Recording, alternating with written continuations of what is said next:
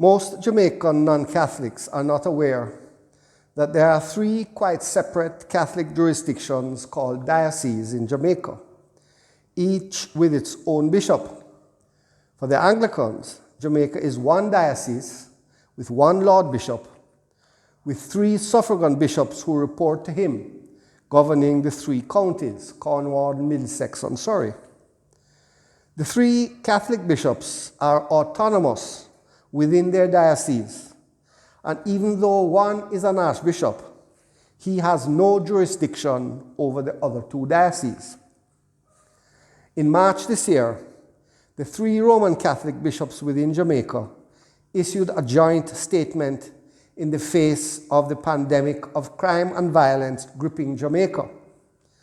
It is not unusual for Jamaican Catholic bishops to make statements on matters affecting the people in their diocese, but joint statements by all three bishops are rare. Most statements against ambient violence call on the state to take action. This is not unreasonable, as governments and the political parties behind them have a powerful influence on national affairs. What is particularly remarkable about this joint statement is that it commits the Catholic Church, clergy, and people in the pew to take action which will reduce violence. The bishops say, "We are constrained to guide our members and all people of goodwill to commit ourselves to specific action to avert crime and promote authentic and holistic human development." The bishops here reveal their analysis of the root cause of Jamaica's social problems: fake development, development that is not authentic, development that does not adequately address the whole person and all people. The bishops continue, "We assert that people are not born criminals.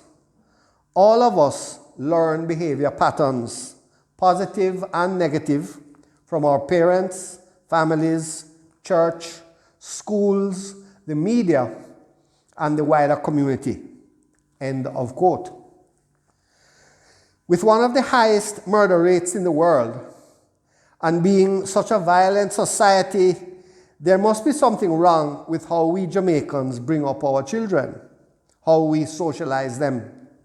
The bishops then get to the point, and I quote, "While efforts to improve educational outcomes have focused on attaining higher levels of student achievement on examinations, we affirm equal priority of character formation as the ultimate goal of true education." They continue, "The Catholic Church in Jamaica recommits to emphasize in the tens of thousands of young people in our more than 100 schools. We recommit to affirmative socialization, values and practices of self-respect, respect for others, discipline, honesty, truth, responsibility for oneself, and a strong work and patriotic ethic." End of quote.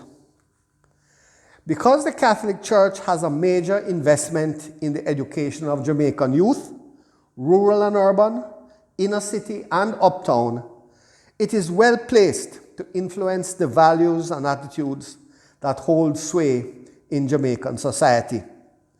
Let me again quote from the bishop's statement. "We commit to reduce and eventually end dropouts from our schools. We will do everything possible to prevent young people leaving school without reasonable certification in literacy, numeracy, and at least one employable skill, as well as exposure to good moral values." End of quote. This commitment by our bishops is not insignificant.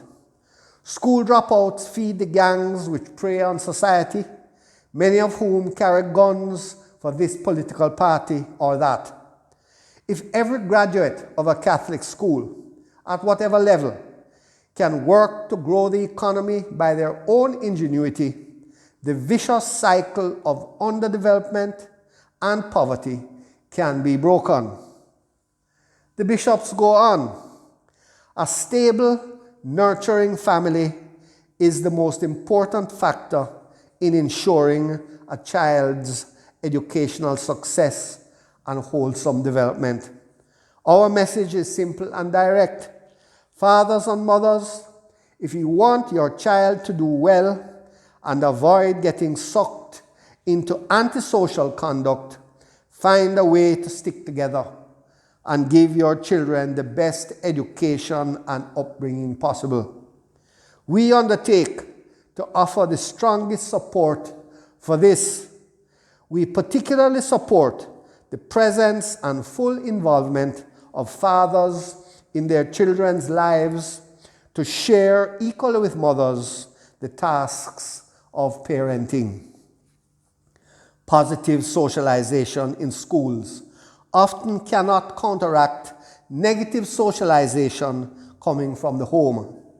Here, the church recommits to promoting stable, faithful family units and responsible sexuality, an ideal which has not yet caught on in this so-called Christian country.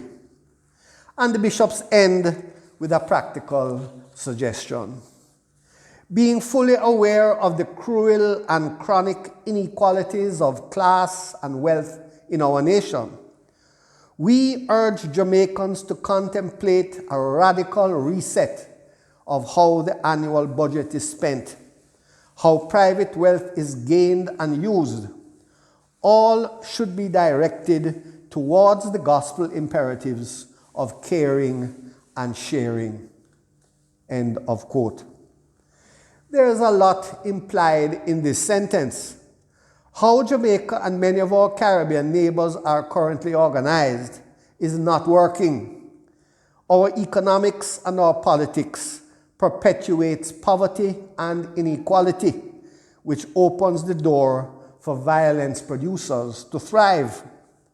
The Catholic Church has a wealth of social doctrine, which can guide us towards God's will being done on earth as it is done in heaven.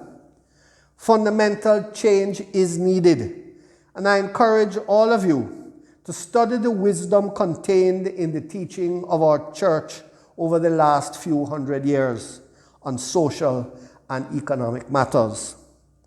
Our task as God's people is to build His kingdom of peace and justice here in our Caribbean islands. This is a sacred duty. Pope Paul VI said that development is another name for peace.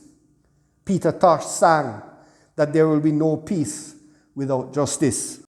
Let us all work together for justice and peace in a new Caribbean.